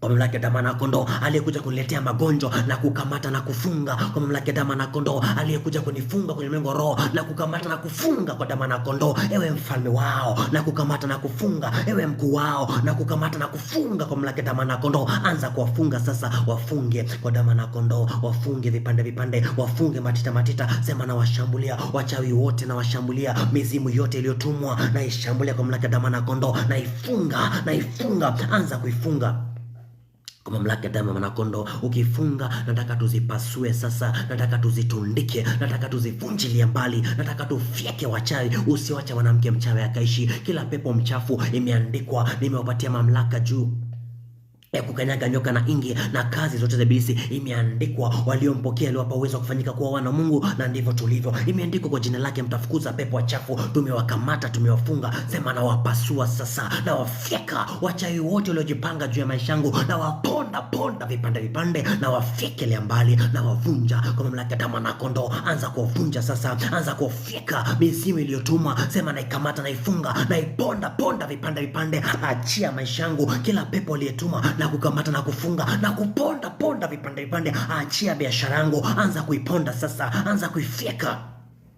Mamlaka ya damu na kondoo. Sema, navaa mamlaka ya damu na kondoo. I take authority by the blood of Jesus. Kila roho aliyetumwa juu yangu na mkamata na mfunga. Mamlaka ya damu na kondoo. Wachawi wote walionizunguka na wakamata na wafunga na waponda na wafyeka na wavunja vipande vipande. Anza kuwafyeka, anza kuwavunja. Imeandikwa, hatimaye kuwa hodari katika Bwana na katika uwezo wa nguvu zake. Imeandikwa kwa mamlaka ya damu na kondoo. Imeandikwa, utafukuza mtu mmoja, atafukuza maelfu, kama vile Mungu alivyoahidi atakupigania. Sema, na wakamata katika jina la Yesu Kristo. Mapepo maelfu waliotumwa kunifunga na wakamata na wafunga na wapasua na wafyeka kwa mamlaka ya damu na kondoo. Kila roho iliyotumwa kunifunga na ikamata na ivunja vipande vipande, na ipasua sasa, na ivunjilia mbali kwa mamlaka ya damu na kondoo. Anza kuvunja sasa, anza kupasua, anza kufyeka. Mwanamke mchawi, ponda kwa damu na kondoo. Bibi mchawi, fyeka. Anayetazama maisha yako, kila roho iliyotuma ya infirmity, vunja vipande vipande. Kila roho iliyotuma ya familia spirit, vunja kwa mamlaka ya damu na kondoo. Kila roho iliyotuma ya uchunguzi, ponda katika jina la Yesu Kristo. Sema, naachilia radi, naachilia moto, na vunja.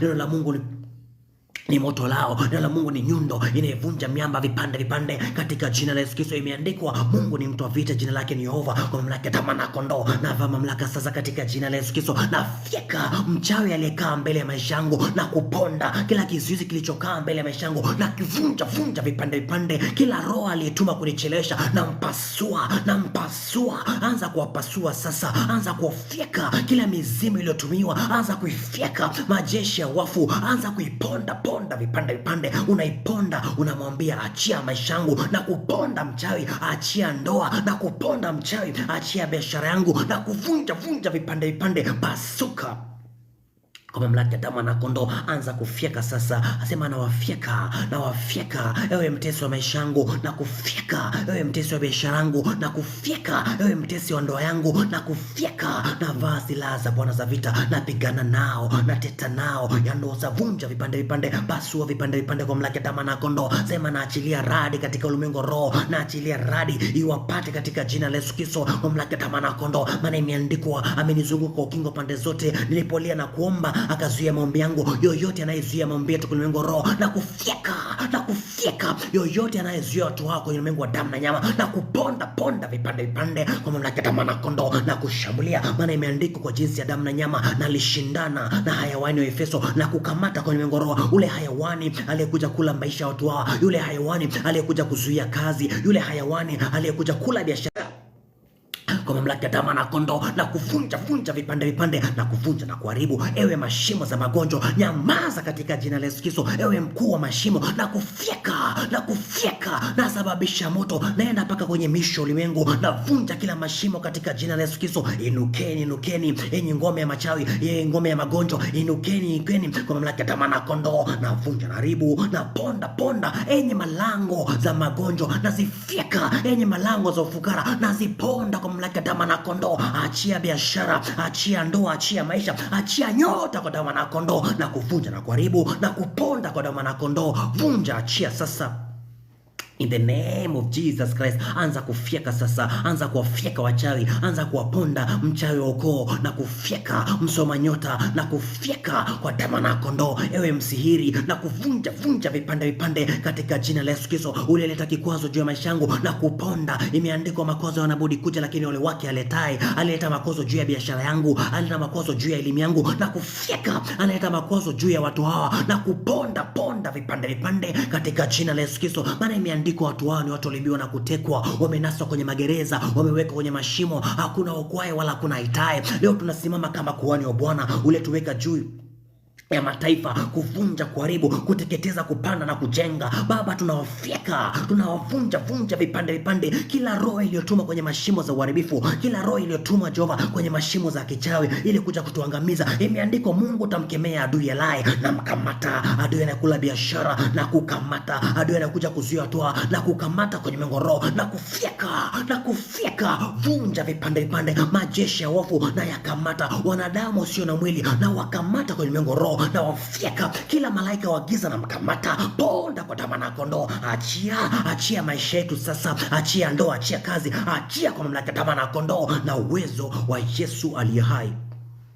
Anza kuvunja, endelea kuvunja kwa mamlaka ya mwana kondoo. Imeandikwa, hujapokea roho ya utumwa iletayo hofu, bali umepokea roho ya kufanyika kuwa mwana, ambayo kwayo utalia Baba Father, kwa mamlaka ya mwana kondoo. Imeandikwa, wewe ni jasiri kama simba. Imeandikwa, Mungu amekupaka mafuta mabichi kwa mamlaka ya mwana kondoo. Ametukuza kikombe chako, amebariki kikombe chako, kimefurika na baraka. Sema na mamlaka tena kwa damu na kondoo. Yule anayezuia baraka zangu kwenye mengoro na kufyeka, yule mchawi anayezuia baraka zangu zisidiriki na kuvunja vipande vipande, yule mchawi anayezuia biashara yangu, yule mchawi anayezuia kazi na kufyeka, kila roho anayezuia ndoa na kuponda, kila roho anayezuia kazi yangu na kuteketeza kwa damu na kondoo na kuvunja, ewe pepo mchafu na kufyeka, vunja vipande vipande. Imeandikwa, aliwapa mamlaka juu ya pepo wachafu, nendeni mkatakase wakoma, nendeni mkafufue wafu leo katika jina la Yesu Kristo. Imeandikwa, tumepewa mamlaka sisi ya kuvunja, tunavunja vipande vipande, maana imeandikwa, ufalme wa Mungu ulipatikana kwa nguvu na wenye nguvu walioteka. Sisi ndio wenye nguvu, tunateka biashara leo. Anayezuia na kuponda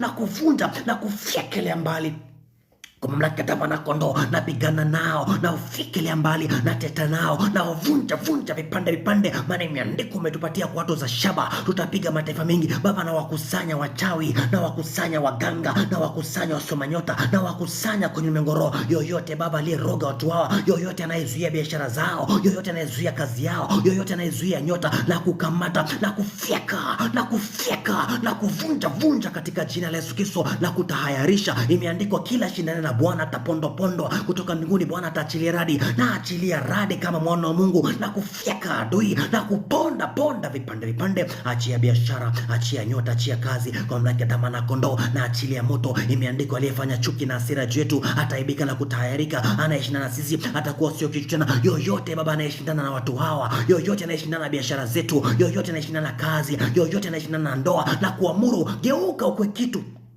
cha kufedhehesha kwa mamlaka ya damu na kondoo, na kufyeka adui na kuvunja vipande vipande na kutahayarisha leo na kufyeka aliyepeleka majina yetu kwenye madhabahu ya giza, na kushambulia aliyetupeleka kwenye mauti, na kushambulia aliyepeleka majina yetu kuzimu, na kushambulia na kufyeka, na achilia moto kwenye mengoro, na achilia radi katika jina la Yesu Kristo kwa damu na kondoo, na kutahayarisha leo, ewe mkuu wa anga, na kuvunja katika jina la Yesu Kristo, ewe mkuu wa bahari, na kufyeka, vunja vipande vipande kwa mamlaka ya damu na kondoo, na achilia moto katika ulimwengu wa roho, na achilia radi leo na sasa hivi kwa mamlaka ya damu na kondoo, maana imeandikwa, linizunguka na imezungukwa na kukamata katika jina la Yesu Kristo. Imeandikwa, amelaaniwa yule mtu anayesongeza mpaka ndugu yake, yoyote aliyesongeza mipaka yetu ya mafanikio, na kufyeka na kuvunja vipande vipande, na achilia moto lao maadui waliojipanga, ewe mteso wa maisha yangu, na kuvunja kwa mamlaka ya damu na kondoo, pasuka vipande vipande, vunjika kwa mamlaka ya damu na kondoo na uwezo wa Yesu aliye hai. In Jesus name, kwa mamlaka ya damu na kondoo, nataka tufute alama zote za magonjwa, nataka tuvue sura zao waliotuvisha kwenye ulimwengu wa roho. Kuna watu wamevishwa sura za laana, kuna watu wamevishwa sura za kutolewa, kuna watu wamevishwa sura za wanyama wakataliwe, kuna watu wametumia vitu fulani ambazo zinakuumiza kwenye maisha. Sema katika jina la Yesu Kristo, kwa mamlaka ya damu na kondoo. Imeandikwa, aliyowachagua toka kitambo, aliyowapenda toka asili, ili ufananishwe na sura mwanawe Yesu Kristo. Mimi niko na sura ya Yesu Kristo kwa damu na kondoo. Kila sura iliyotumwa juu yangu na ivua katika jina la Yesu Kristo. Sura za magonjwa na ziteketeza kwa mamlaka ya damu na kondoo. Kila chapa na alama ya kuzimu na iondoa kwenye mwili wangu, anza kuvua sura zao, sura za kutolewa, vua chapa za magonjwa, fyeka kwa mamlaka ya damu ya kondoo. Sema navaa mamlaka tena katika jina la Yesu Kristo, maana imeandikwa, aliyowachagua toka kitambo, aliwapenda toka asili, ili wafananishwe na sura ya mwanao Yesu Kristo. Leo navaa mamlaka kwa damu ya kondoo. Yoyote aliyenivisha sura ya laana, yoyote aliyenivisha sura ya kukataliwa, naivua katika jina la Yesu Kristo, naiteketeza katika jina la Yesu. Anza kufyeka sasa, anza kuteketeza sura za magonjwa, anza kuvunja, kuharibu, anza kuponda vipande, anza kuvua kila sura na kila chapa na mihuri ya kishetani, anza kuing'oa katika jina la Yesu Kristo, anza kuipasua sasa. Sema nateketeza kila sura za magonjwa, nateketeza kila chapa za kuzimu, nateketeza, maana imeandikwa mwilini mwangu niko na chapa za damu ya mwana kondoo, mtu yote asinitaabishe. Navunja, naharibu, naponda vipande, nafyeka, navua kila chapa za kuzimu, navua kila chapa za magonjwa, navua kila chapa za kutolewa, navua kila chapa za hasara. Leo na sasa hivi kila alama na mavazi zao naziteketeza kwa mamlaka ya damu ya kondoo. Anza kuvua sura zao in the name of Jesus, maana umefananishwa na Kristo. Wewe ni mshindi zaidi ya mshindi katika yule akupendaye. Kwa mamlaka ya damu ya kondoo imeandikwa, na wakamshinda kwa damu ya Yesu na neno la ushuhuda wao. Anza kuvunja sasa, anza kuteketeza kila chapa za magonjwa. Sema nateketeza kila chapa za kuzimu, nateketeza kila chapa za magonjwa, nateketeza kila chapa za kuzimu za mashimo zao, nazivunja vipande, nazipasua sasa, naziharibu, navua anga zao, nazipea piga, nazivunja kwa mamlaka ya damu ya kondoo. Anza kuvua chapa zao, anza kufuta chapa zao katika jina la Yesu Kristo na uwezo wa Yesu leo. Anza kufuta sasa. Mungu Baba, Mungu Jehova, Mungu Roho Mtakatifu, Baba uishi milele, tunavaa mamlaka tena kwa damu ya kondoo. Kila chapa Jehova waliotuvisha, kila mavazi ya kichawi, kila mavazi ya magonjwa, mafadha waliotulisha kwenye mengo roho, nazifuta katika jina la Yesu Kristo, naziondoa kila chapa za magonjwa, naziharibu katika jina la Yesu Kristo. Kila chapa za kushindwa nazivunja vipande, kila chapa za umaskini naziteketeza. Aliyetuwekea kwenye mengo roho, imeandikwa katika jina la Yesu Kristo, umetubariki sisi kwa baraka zote kwenye mengo roho. Yoyote aliyetuvisha chapa ya kukataliwa kwenye mengo roho, naifyeka hiyo chapa kwa damu ya kondoo. Yoyote Baba aliyetuvisha mavazi na sura za kichai, tunaziondoa katika jina la Yesu Kristo. Kila sura ya kukataliwa tunaivua kwa mamlaka ya damu ya kondoo. Kila sura ya laana tunaivua kwa mamlaka ya damu ya kondoo, maana sisi ndio rungu na silaha zako za vita. Kwa sisi tutapiga mataifa, tutapiga wafalme. Enyi wafalme, unazuia baraka zetu na kuponda. Enyi wafalme, unatuvisha mavazi za kishetani na kufyekelea mbali na kuvunja vipande na kuharibu na kuteketeza kwa mamlaka ya damu ya kondoo na uwezo wa Yesu aliye hai. Nataka tuvunje ndoa za kishetani kila siku. I make sure tumevunja ndoa za kishetani. Ukivunja ndoa za kishetani unavunja pia ile kufungisha ndoa. Ukivunja ndoa za kishetani unaharibu pia pete zao. Unaambia hao watoto wa kishetani ambao wanatumia nyota yako wavunjike vipande. Unaamuru wote wanaorithi nyota yako wapasuke vipande. Kila mikataba zao zivunjike kwa mamlaka ya damu ya kondoo. Unaombaje sasa? Sema navaa mamlaka tena kwa damu ya kondoo, navaa mamlaka in the name of Jesus. Kila ndoa za kishetani walioandaa kwa ajili yangu nazivunja vipande kwa mamlaka ya damu ya kondoo. Kila pete za uchumba zao nazifyeka, nazivunja katika jina la Yesu Kristo. Nasambaratisha kila ndoa ya kishetani, watoto wa kishetani waliotengenezwa kupitia kwangu, nawafyeka kila roho Jehova inayotumia nyota yangu limengo roho imefungisha ndoa na magonjwa, naipasua sasa. Sema navunja all spiritual spouses, na wapasua all spiritual wives, na wavunja vipande. Anza kuwapasua sasa, anza kuwafyeka, anza kuharibu, anza kuwafyeka in the name of Jesus. Sema naachilia moto kwenye ulimwengu wa roho, naachilia radi sasa. Navunja kila ndoa za kishetani, napasua vipande, navunja kila pete zao. Nakataa kuolewa na shetani kwa damu ya kondoo. Nakataa ndoa za kuolewa na wachawi. Nakataa kwa mamlaka ya damu ya kondoo. Nakataa kuolewa na mapepo in the name of Jesus. Nakataa kuolewa kwenye ulimwengu wa roho. Navunja kila ndoa za kishetani. Napasua watoto wa kishetani na wahukumu kifo kwa damu ya kondoo. Imeandikwa mimi ni mshindi zaidi ya mshindi katika yule anipendaye. Imeandikwa kila silaha fanyika juu yangu haitofaulu. Baba nakamata kila ndoa za kishetani, nazivunja vipande kwa mamlaka ya damu ya kondoo. Anza kuvunja sasa, anza kuvunja ndoa za kishetani. Sema napasua alinifungisha ndoa na magonjwa, napasua alinifungisha ndoa za kuzimu, nampasua, nafyeka kila ndoa za kishetani, kila ndoa ya aibu na iharibu kwa mamlaka ya damu ya kondoo. Navunja, naharibu, naponda vipande. Anza kuvunja sasa, anza kupasua ndoa za kishetani. Mungu Baba, Mungu Jehova, Mungu Roho Mtakatifu, Baba uishi milele. Imeandikwa watu wawili hawezi kutembea pamoja, Jehova, kama hawajaelewana. Kwa mamlaka ya damu na kondoo, yule roho wa kuzimu, Jehova, aliyokuja kutembea na watu wao kwenye ndoa, na mkamata na mfika na mvunja kwa mamlaka ya damu na kondoo, na mpasua sasa, na vunja kila ndoa za kishetani, na vunja na haribu, na vunja kila pete zao, na zipasua katika jina la Yesu Kristo. Na vunja watoto wa kishetani, na wapasua aliyekuja kula biashara yake ulimwengu roho, na mfika aliyekuja kumfungisha ndoa tumenywa take, na mpasua achia aliyekuja kumfungisha ndoa azuie maisha yake, na kupasua achia aliyekuja kumchelewesha akaleta delay kwenye ndoa, akaleta delay kwenye masomo, na kukamata na kuvunja. Aonywaye mara mingi akashupavu shingo yake itavunjwa na dawa itapatikana, na kukamata sasa na kuvunja kwa mamlaka ya damu na kondoo, na kukamata na kupasua na kufika na kuharibu na kuteketeza kwa mamlaka ya damu na kondoo.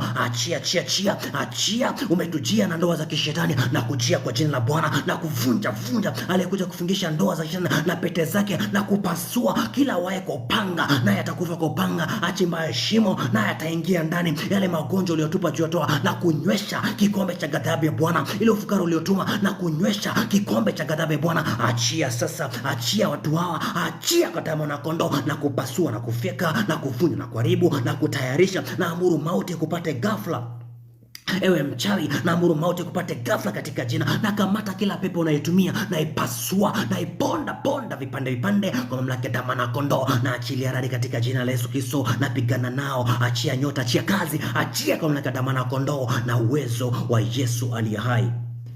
Na pasua in the name of Jesus, na vunja vipande, maana imeandikwa silaha za vita zangu zinaweza katika Mungu hata kuvunja ngome. Na vaa mamlaka tena kwa damu na kondoo, na vunja kila ndoa katika jina la Yesu Kristo, na sambaratisha kila uovu ulioandaa kwenye maisha yangu, na pangua kila mipango, mauti zilizopangwa na zipangua leo na sasa hivi, kifo kilichopangwa na kipangua leo na sasa hivi, kansa iliyopangwa na ipangua, magonjwa iliyopangwa, ufukara uliopangwa na upangua katika jina la Yesu Kristo, kukosa kazi kulikopangwa na ipasua vipande na ipangua in the name of Jesus Christ Jehova, na uwezo wa Yesu aliye hai.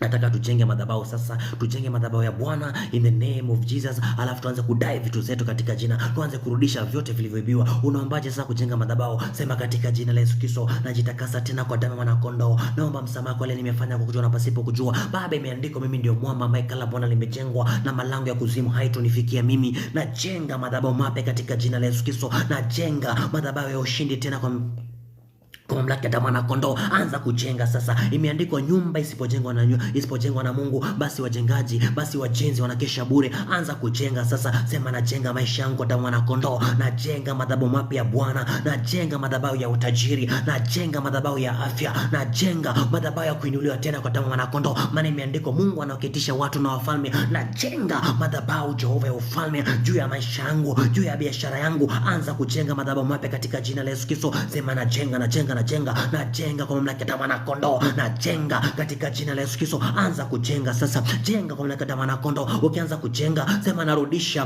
vyote vilivyoibiwa katika jina la Yesu Kristo. Narudisha nyota iliyoibiwa. Amemeza mali, atatapika tena kutoka tumboni mwake. Bwana atatoa na kupasua. Uliyemeza nyota, achia. Narudisha nyota yangu na kupasua. Anayemeza ndoa na kupasua, rudisha ndoa yangu. Anayemeza kazi na kupasua, rudisha kazi yangu. Anayemeza pesa na kupasua, rudisha katika jina la Yesu. Anza kumwambia sasa, anza kumfyeka. Ukishajenga madhabahu, anza kurudisha vitu zako katika jina la Yesu Kristo. Imeandikwa ulituma neno kuwaponya watu wake na kuwatoa kwenye mangamizi. Wewe pia sema nalituma neno lilete nyota yangu leo na sasa hivi. Nalituma neno lilete hatima yangu damu na kondoo. Maana imeandikwa wewe ndio Mungu unayetangaza mwisho kabla ya mwanzo. Nalituma neno lilete ndoa kwa mamlaka damu na kondoo. Anayezuia na kukamata na kufyeka na kukamata na kuvunja vipande.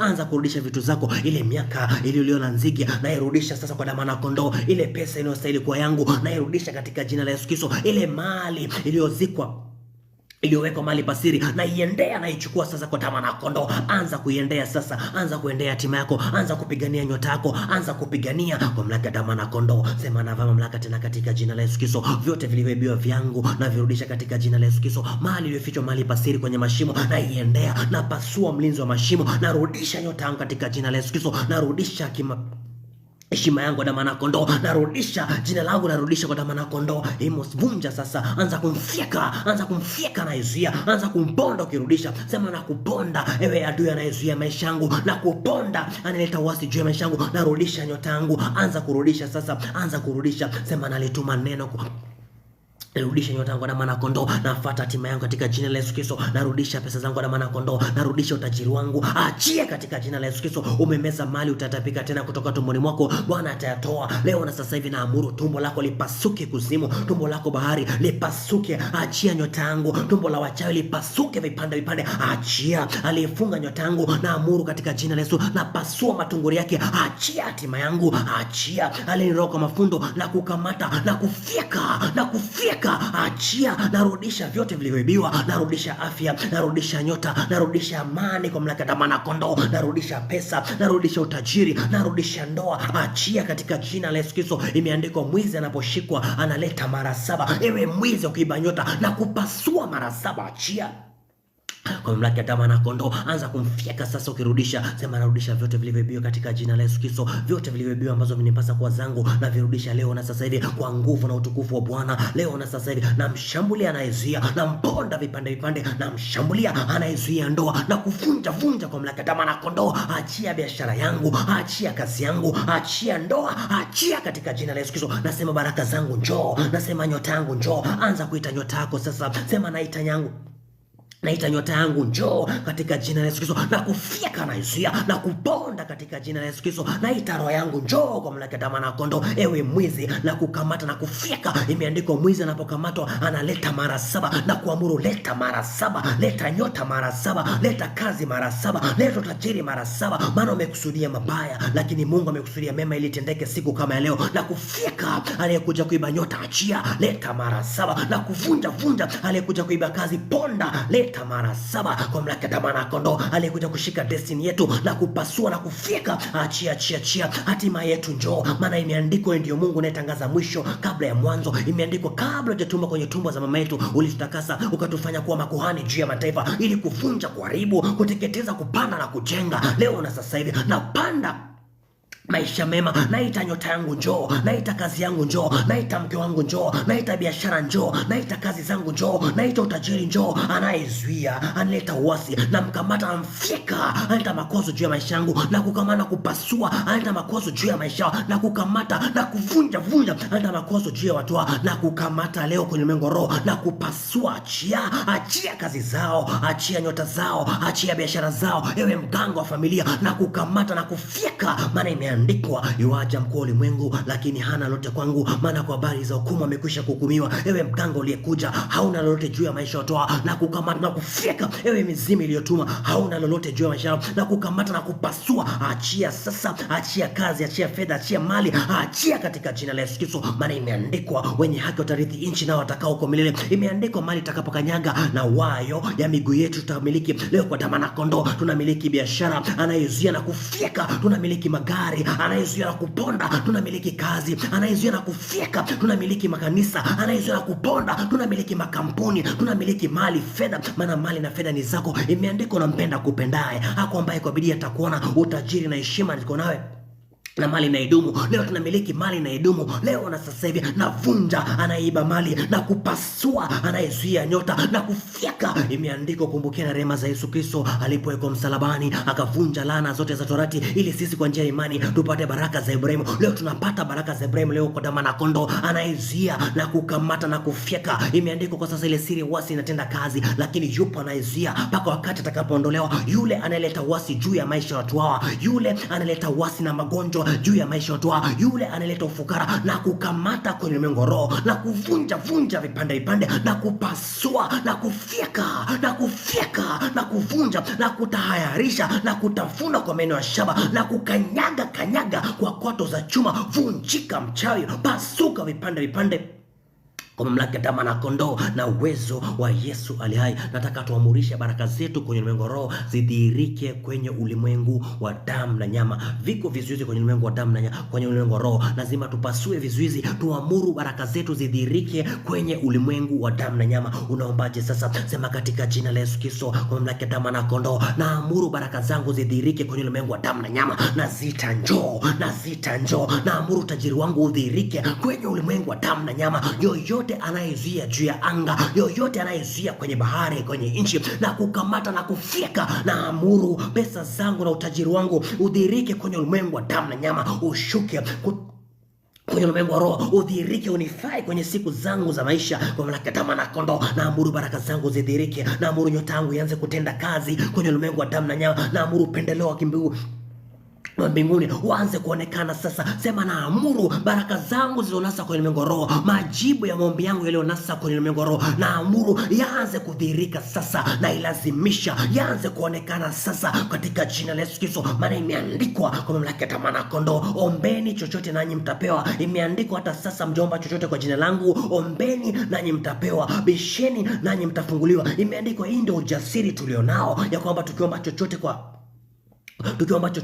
makusudi ya Bwana, Bwana atasikia, na akisikia atatenda. Leo tunaomba kama shujaa wa Bwana, tunaamuru baraka zetu zidhihirike kwenye ulimwengu wa roho, tunaamuru baraka zetu zidhihirike kwenye ulimwengu wa damu na nyama. Navunja kila kizuizi kinachozuia maombi yetu, napasua kila kizuizi kinachozuia nyota, napasua kila kizuizi kinachozuia biashara, napasua kila kizuizi kinachozuia maombi yetu, na kukamata ewe mkuu wa ulimwengu, na kufyeka, na kukamata ewe mkuu wa bahari, na kufyeka, na kukamata ewe mfalme wao, na kuvunja vipande ewe mkuu wa ukoo wa kichawi, na kukamata na kufyeka. Achia sasa, achia, pasuka vipande pale akapo shetani kwenye maisha yetu, pale akapo shetani kwenye ndoa zetu. Imeandikwa tutaangusha 10,000 upande wa kulia, tutaangusha 1000 upande wa kushoto, naangusha 1000 wachawi upande wa kulia, naangusha mizimu kwa mamlaka ya damu na kondoo. Achia baraka zetu kwenye ulimwengu roho zidhihirike kwenye ulimwengu wa damu na nyama. Pasuka vipande, vunjika katika jina la Yesu Kristo na uwezo wa Yesu aliye hai. Kwa damu na kondoo, anza kufyeka kwa mamlaka ya damu na kondoo. Imeandikwa ukiomba Mungu anasikia. Anza kuvunja katika jina la Yesu. Mbingu ni mbingu za Bwana, nchi amekupa wewe. Sema nasababisha,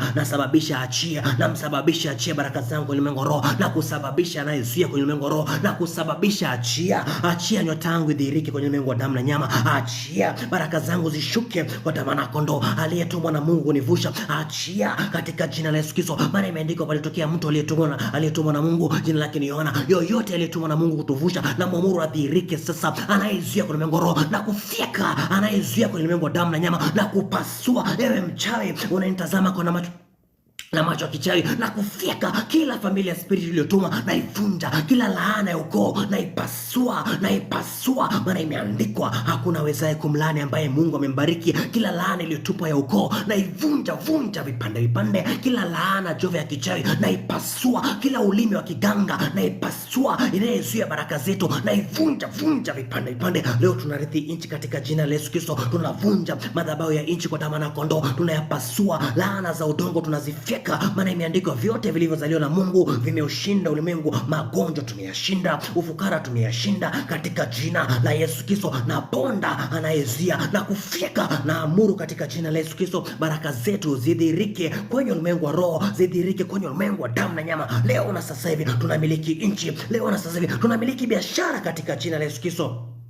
In the name of Jesus Christ. Nataka tuweke ulinzi, alafu tumalize. Nataka tuweke ulinzi kwa baraka zetu, kwa maombi yetu, kwenye maisha yetu. Mungu imeandikwa, mkuu wa Israeli hataacha mguu wetu usongezwe. Anatulinda asinzii, anatulinda halali, anatulinda kijijini, anatulinda mjini. Anza sasa kuomba sasa ulinzi. Sema katika jina la Yesu Kristo, kwa mamlaka ya damu na kondoo. Imeandikwa Jehova anatulinda usinzii wala ulali. Baba, nashusha ulinzi katika jina la Yesu Kristo juu ya maombi yangu. Nashusha ulinzi juu ya watu hawa. Nashusha ulinzi juu ya biashara zao. Nashusha ulinzi wa damu na kondoo. Imeandikwa umetufanya kuwa chombo kipya kikali chenye meno cha kufikisha vilima na kuvunja vilima zinakuwa kama makapi. Ewe kilima ya magonjwa na kufika, ewe mkuu wa ukoo na kuponda, nikiweka ulinzi juu ya watu hawa. Naeka ulinzi. Imeandikwa Jehova, sisi ni mji wenye boma kwa mamlaka ya damu na kondoo. Sisi ni ukuta wa shaba, sisi ni nguzo ya chuma.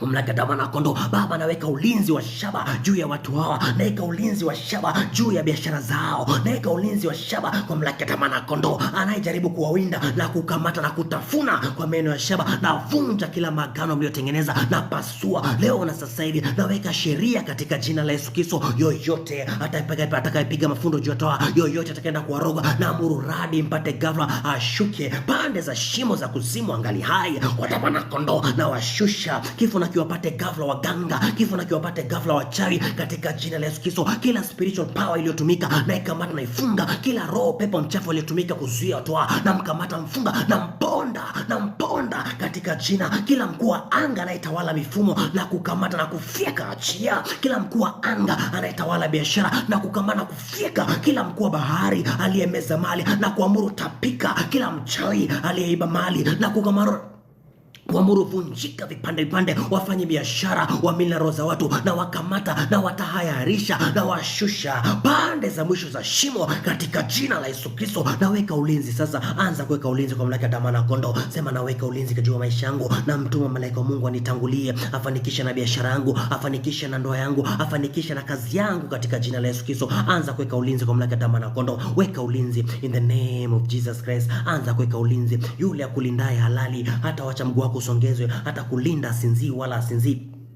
wala halali kwa mamlaka ya mwana kondoo. Anza kufyeka na izuia. Anza kuweka ulinzi. Ukifyeka, ukiponda kazi ya ibilisi. Ufalme wa Mungu ulipatikana kwa nguvu, na wenye nguvu waliuteka. Unateka biashara ukiweka ulinzi, unateka ndoa ukiweka ulinzi, unateka kazi ukiweka ulinzi, unamshusha aliyejikweza juu ya maisha yako. Imeandikwa, ikiwa Mungu yupo pamoja nasi, basi ni nani aliye juu yetu? Yoyote aliye juu ya watu hawa ili kuwalinda kichawi, yoyote aliye juu ya watu hawa ili kuibia nyota na kushusha pande za mwisho za kuzimu na kusambaratisha na kufyeka na kufyekelea mbali kwa mamlaka ya mwana kondoo. Aliyejikweza juu ya maisha yao na kukamata, aliyejikweza juu ya biashara yake na kukamata, aliyejikweza juu ya ndoa yake na kukamata na kuvunja na pasuka vipande kwa mamlaka ya mwana kondoo. Naweka ulinzi. Kila madhabahu iliyosalia Jehova, madhabahu ya nguvu, madhabahu isiyo na nguvu, na ifuata kule mbingu roho, na ipasua, na ifyeka, na ivunja. Maana nchi umenipa mimi, mbingu ni mbingu zako, lakini nchi umempa mwanadamu. Leo kwa mwana kondoo navunja kila mikataba iliyosalia iliyotengenezwa juu ya watu. Napasua kila mikataba za magonjwa, napasua kila mikataba za giza, napasua leo na sasa hivi. Nakusanya kila roho aliyetuma na mfyeka, nakusanya kila mwanadamu aliye na mwili aliyetumika kwenye mwengo roho na kuvunja, achia mamlaka ya mwana kondoo. Na wakamata wachawi na wafyeka, na amuru mauti na iwapate ghafla washuke pande za mwisho za kuzimu. Naweka ulinzi sasa katika jina la Yesu Kristo. Naweka ulinzi juu ya watu wako na mwana kondoo. Natuma malaika wa Mungu Jehova, na muamuru malaika wa Mungu awatangulie katika njia zao, awatangulie katika biashara zao katika jina la Yesu Kristo. Awalinde waingiapo, awalinde watokapo. Anayezuia kwenye mlango roho na kuamuru pasuka vipande. Ewe mganga ulioonywa mara mingi, na kuamuru pasuka. Ewe mchawi unayeiba nyota, na kuamuru fyeka, vunjika vipande na kukanyaga na moto lao, na kuteketeza na moto lao, na kuharibu katika jina la Yesu Kristo. Ewe nyanya uliye mchawi, ewe mkuu wa ukoo uliye mchawi, na kufyeka kizazi cha 3 na cha 4